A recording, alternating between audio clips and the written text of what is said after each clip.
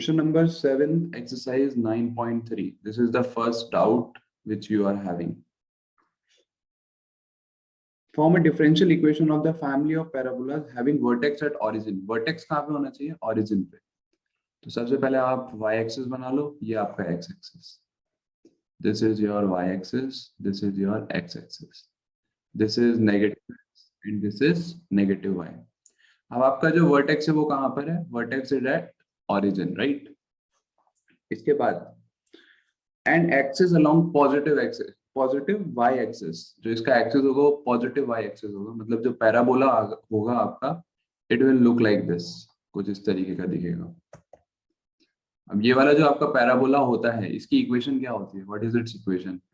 Its equation is x square is equals to 4ay, right? ये equation होती है इस पैराबोला की. Yes or no? हाँ भाई.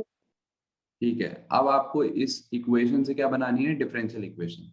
सो forming differential equation what we need to do, हमारे को आर्बिट्ररी कांस्टेंट्स को हटाना पड़ेगा. यहाँ पे आर्बिट्ररी कांस्टेंट क्या है? a. सो आपको इसको डिफरेंशिएट करना है कितनी बार? एक बार. क्यों? क्योंकि एक आर्बिट्ररी कांस्टेंट है और फिर इस a को रिमूव करेंगे. तो देखिए डिफरेंशिएशन करते हैं. एक्स स्क्वायर का डेरिवेटिव होता है 2x और 4a तो कांस्टेंट है आपका. y का जो डेरिवेटिव होगा वो होगा dy upon dx, right? अब देखिए आप what you can do next. यहाँ पे 2 1 जा 2, 2 2 जा 4, 2a. तो आपके पास क्या आ गया? x is equals to 2a dy upon dx. यहाँ से आप a की वैल्यू निकाल सकते हो. You can find out the value of a and the value of a would be 2a की वैल्यू निकाल लो. चलो ये आएगी x upon dy upon dx is equals to 2a. अब ये जो वैल्यू आई है इसको इक्वेशन 2 मार्क कर दो. Using equation 2 in equation 1. Equation 2 का इक्वेशन 1 में यूज करोगे तो आएगा x square is equals to 2 into 2a into y. So आपके पास क्या आ जाएगा? x square is equals to 2 into 2a की जगह क्या लिख सकते हैं? x upon dy upon dx into y. Now after simplifying this you can obtain the equation. Can you do this? कर सकते हैं आप? हो जाएगा? हाँ भैया. यहाँ पे x और ये x स्क्वायर कट होंगे, ये dy by dx मल्टीप्लाई में जाएगा. आपके पास आएगा x dy upon dx is equals to 2y. In other words you can say x dy upon dx minus 2y. This is equals to 0. So this is your required differential equation.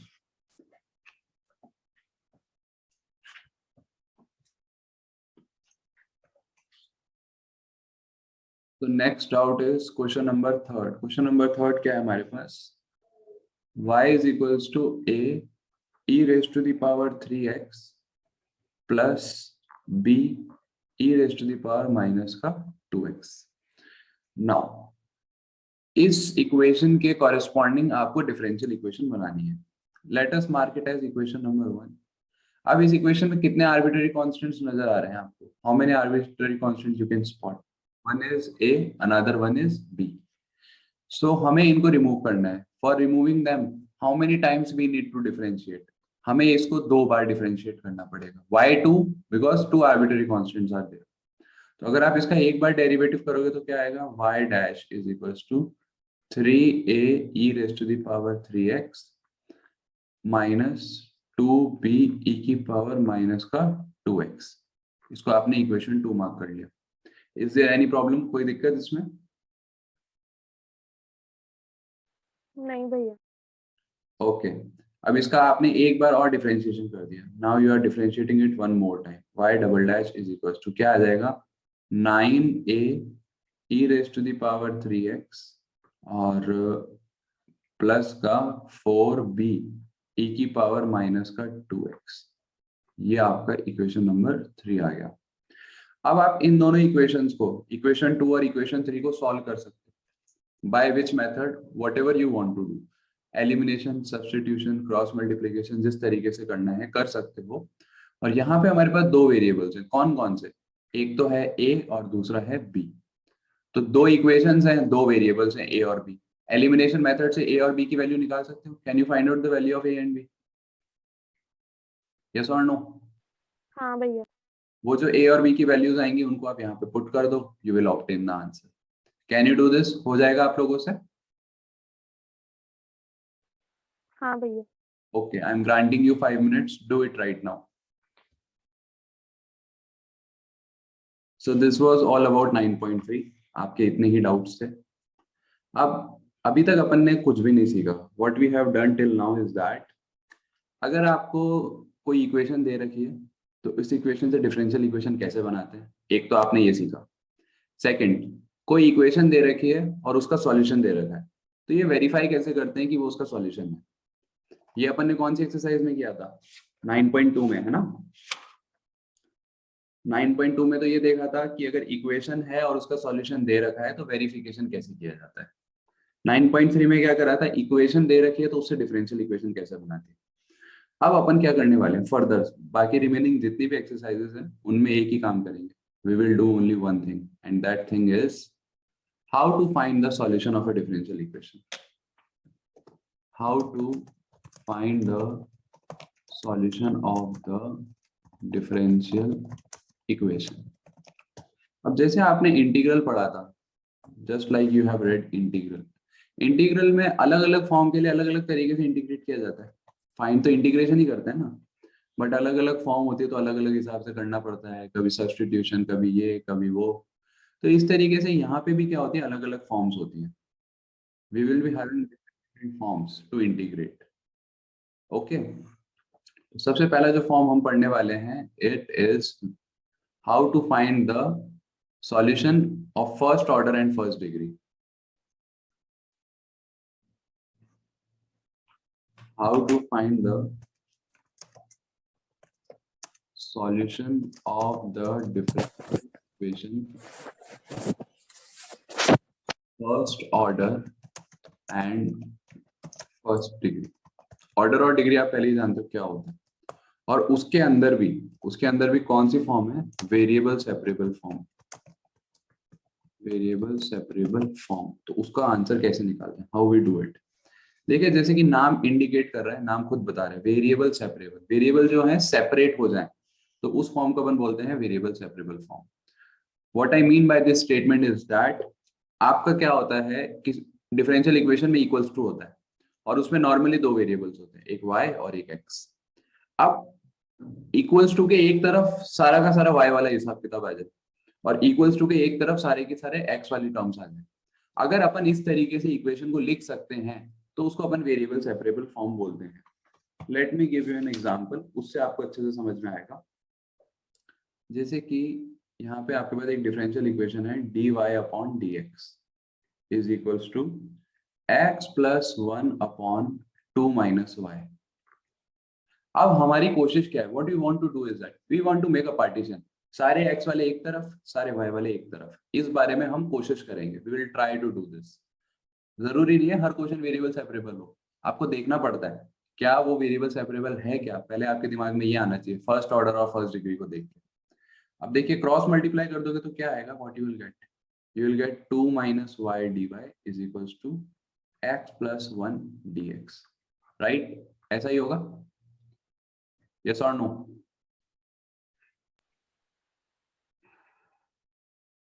Please बताएं, confirm करें, ऐसा होगा कि नहीं होगा?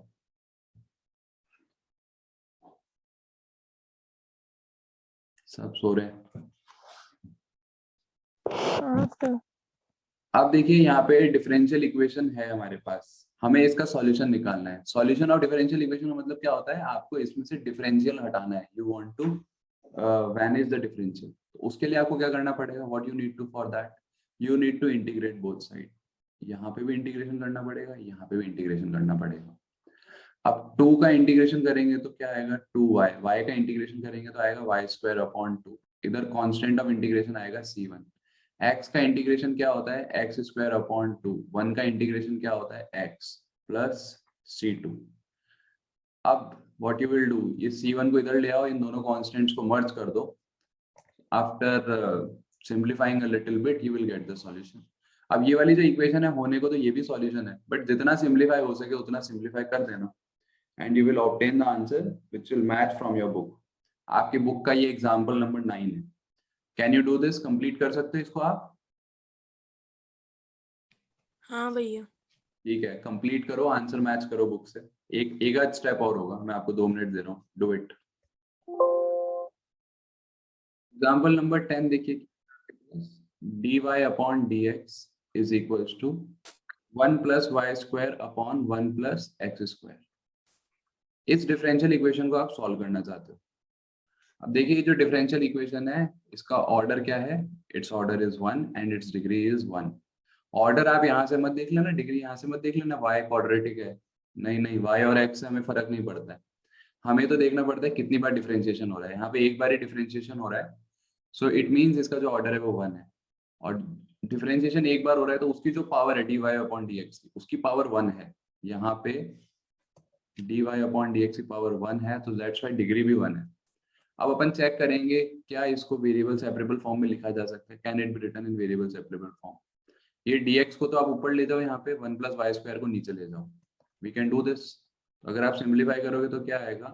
dy upon 1 plus y square is equals to dx upon 1 plus x square. अब आपको solution निकालना है। सॉल्यूशन का मतलब होता है कि डिफरेंशियल साइन को रिमूव करना है। तो आप क्या करोगे? यहाँ पे इंटीग्रेशन और यहाँ पे integration. Now 1 upon 1 plus y square का इंटीग्रेशन क्या होता है? It is tan inverse y। अब मैं क्या दोनों तरफ नहीं लगाऊंगा इंटीग्रेशन, आप लोग समझदार हो, जानते हो कि दोनों जो कांस्टेंट आएंगे वो मर्ज हो जाएंगे। tan inverse x plus c। अगर मैं यहाँ पे c1 लगाता, c1 प्लस c2, फिर वो c1 इधर जाके माइनस का c1 होता, फिर c2 माइनस c1 को कैपिटल C मानता, वो मैंने डायरेक्ट कर दिया। तो ये आपके पास सॉल्यूशन आ गया। Got it? समझ में आई बात? Is it fine? हाँ भैया। ओके। इसके बाद देखिए नेक्स्ट, ये एग्जांपल 10 था। एग्जांपल 10 के बाद नेक्स्ट है आपके पास एग्जांपल नंबर 11।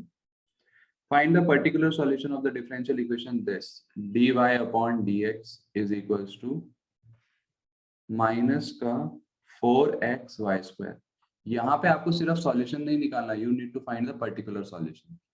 अब अगर आप पर्टिकुलर सॉल्यूशन निकालना चाहते हो तो हमेशा उसमें कोई कंडीशन गिवन होगी। देखो, जब पर्टिकुलर सॉल्यूशन की बात होगी तो हमेशा कंडीशन दी जाएंगी। पर्टिकुलर सॉल्यूशन क्या होता है? मैंने आपको बताया था, जनरल सॉल्यूशन में आर्बिट्ररी कांस्टेंट आता है। जैसे कि अभी लास्ट अपन ने जो सॉल्यूशन निकाला, इसमें देखो जो जनरल सॉल्यूशन है यहाँ पे कांस्टेंट आ रहा है c, arbitrary constant c। But particular solution में अपन इस c को पर्टिकुलर वैल्यू दे देते हैं। तो यहाँ पे जो कंडीशन दे रखी है वो है when x is equal to 0। जब आपका x 0 होगा तो आपका जो y होगा वो 1 होगा। इस कंडीशन की हेल्प से हम आर्बिट्ररी कांस्टेंट की वैल्यू निकालेंगे। कैसे? I will teach you. पहले तो आप देखिए, आपके पास इक्वेशन है dy by d x is equal to minus का 4x वाई स्क्वायर। अब आपने देखा क्या ये फर्स्ट ऑर्डर फर्स्ट डिग्री की है? यस। क्या हम इसको वेरिएबल सेपरेबल फॉर्म में लिख सकते हैं? लेट अस ट्राई, कोशिश करके देखते हैं। तो देखिए dy अपॉन, यहाँ पे आप वाई स्क्वायर को लेके आ गए, यहाँ पे माइनस का 4x तो था ही और dx को लेके आ गए। Yes, it can be written in variable separable form. Now what you will do, दोनों तरफ इंटीग्रेशन, यहाँ पे भी यहाँ पे भी। y की y 1 अपॉन वाई स्क्वायर का इंटीग्रेशन क्या होता है? It is equals to minus 1 upon y is equals to -4 तो कांस्टेंट है, x का इंटीग्रेशन आ जाएगा x स्क्वायर अपॉन 2 और plus c constant of integration.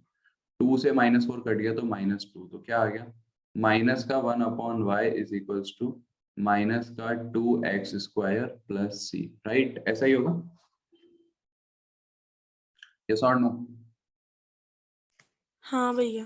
अब ये जो हमारा सॉल्यूशन है इसको बोलते हैं जनरल सॉल्यूशन, क्योंकि इसमें आर्बिट्ररी कांस्टेंट नजर आ रहा है। अब पर्टिकुलर सॉल्यूशन निकालना है तो उसमें इस कंडीशन का यूज होगा। आपको x 0 दे रखा है, y 1 दे रखा है, तो यहाँ पे पुट कर दो। y की जगह 1 पुट करोगे तो -1, x की जगह 0, तो c की वैल्यू क्या आ गई? c की वैल्यू आ गई -1। ये c की वैल्यू यहाँ पे पुट कर दो। So what you will get, you will obtain -1 upon y is equals to minus का 2x स्क्वायर -1। माइनस कॉमन ले लो तो ये आ जाएगा 1 upon y is equal to 2x square -1। So ultimately what you will get, you will get y is equals to 1 upon 2x square minus 1. So this is your particular solution. Got it? समझ में आई बात कैसे निकालते हैं particular solution? भैया +1 आएगा ना? 2x square c की वैल्यू -1 है। Yes you are right, minus तो अपन ने कॉमन ले लिया ना, 2x square +1 2x square +1। Is it fine? अब ठीक है। हाँ भैया। ठीक है, तो ये एग्जाम्पल नंबर 11 था। एग्जाम्पल नंबर 11 के बाद example number 12 and example number 13। Try to do them yourself. इनको अभी खुद करने की कोशिश करो, प्रॉब्लम आएगी तो मैं बताऊंगा आपको। I am granting you 5 to 7 minutes for doing these 2 examples. Do it. हो गया। क्वेश्चन है वो है एग्जाम्पल नंबर 14। इन अ हाँ बैंक, भैया। okay, in a bank principal increases continuously at the rate of 5% per year। अब आपका जो प्रिंसिपल है वो 5% के रेट से बढ़ रहा है। एक तरीके से वर्ड प्रॉब्लम है, उससे आपको डिफरेंशियल इक्वेशन बनानी है। तो how to form the differential equation by this? पहले तो आप यहाँ पे दो वेरिएबल्स की बात होगी, प्रिंसिपल और time. Let P be the principal at any time t। किसी भी टाइम t पे जो प्रिंसिपल है वो P है। देखिए नॉर्मली जो प्रिंसिपल होता है कि शुरुआत में कितना पैसा है उसको आप प्रिंसिपल बोलते हो, और एंड में कितना मिलता है उसको आप अमाउंट बोलते हो। ये आपने सीखा है, 8th क्लास की बातें हैं। यहाँ पे क्या है, मैं एक इक्वेशन बनाऊंगा, उस इक्वेशन में जैसे मैं टाइम की वैल्यू डालूंगा, जैसे 1 साल बाद, 2 साल बाद, 3 साल बाद, तो वो मुझे बता देगा कितना पैसा हो जाएगा 2 साल बाद, 3 साल बाद। और वो जो पैसा होगा 2 साल बाद या 3 साल बाद, उसको अपन प्रिंसिपल बोल रहे हैं। तो यहाँ पे हमें दे रखा है कि if the in a bank principal increases continuously at the rate of 5%। तो प्रिंसिपल इंक्रीज हो रहा है, इंक्रीज किसके साथ होगा? ये टाइम के साथ। तो rate of change of principal with respect to time, dp upon dt। Dp upon dt कितना चेंज हो रहा है? 5%। 5% किसका? शुरुआत में जो पैसा था। तो 5% ऑफ 5% ऑफ प्रिंसिपल, शुरुआत में जो पैसा है वो प्रिंसिपल है, p इंटू 5/100। राइट, ऐसा ही होगा। ये मैंने क्यों लिखा, ये बात समझ में आई? Is it fine? हाँ भैया। आपके पास क्या आ जाएगा? dp upon dt is equals to p upon 20। अब आप इसको सॉल्व करने की कोशिश करोगे तो आएगा dp upon p is equals to dt upon 20। now on simplifying this what you will obtain? You will obtain log p is equals to ये आ जाएगा t upon 20 plus constant of integration c1। अब हमें value किसकी निकालनी है? p की। ये log जाएगा उस तरफ। आपको ये पता होना चाहिए, अगर log x is equals to y है, इसका मतलब होता है x is equals to e की पावर y। log उधर जाके एक्सपोनेंशियल में कन्वर्ट होगा। तो यहाँ पे हम वही आइडेंटिटी यूज कर रहे हैं, p इज इक्वल्स टू आ जाएगा e की power t upon 20 plus c1। इसको आप कैसे लिख सकते हो? It can be written like p is equals to e की power t upon 20 into e की पावर c1। अब e की पावर c1 भी एक कांस्टेंट है, तो उसको आपने कैपिटल C मान लिया, तो कैपिटल C e की पावर t अपॉन 20 p। अब पहले तो आपको ये c की वैल्यू निकालनी है। c की वैल्यू निकालने के लिए क्या चाहिए? आर्बिट्ररी कांस्टेंट है, हमें कंडीशन चाहिए। तो जब आपका टाइम 0 होगा तो प्रिंसिपल शुरुआत में कितना पैसा डाला है? 1000 दे रखा है यहाँ पे, देखो प्रिंसिपल। तो t0 p 1000 पुट करोगे तो c की वैल्यू मिलेगी आपको, और c की वैल्यू क्या मिलेगी? c की वैल्यू मिलेगी 1000। तो आपका जो पर्टिकुलर सॉल्यूशन आएगा वो आ जाएगा p is equals to 1000 e की power t upon 20। This is your particular solution. अब आप प्रिंसिपल डबल करना चाहते हो तो यहाँ पे प्रिंसिपल की जगह क्या लिख दोगे? 2000, और उसके कॉरेस्पॉन्डिंग जो t की वैल्यू आएगी वो आपका आंसर हो जाएगा।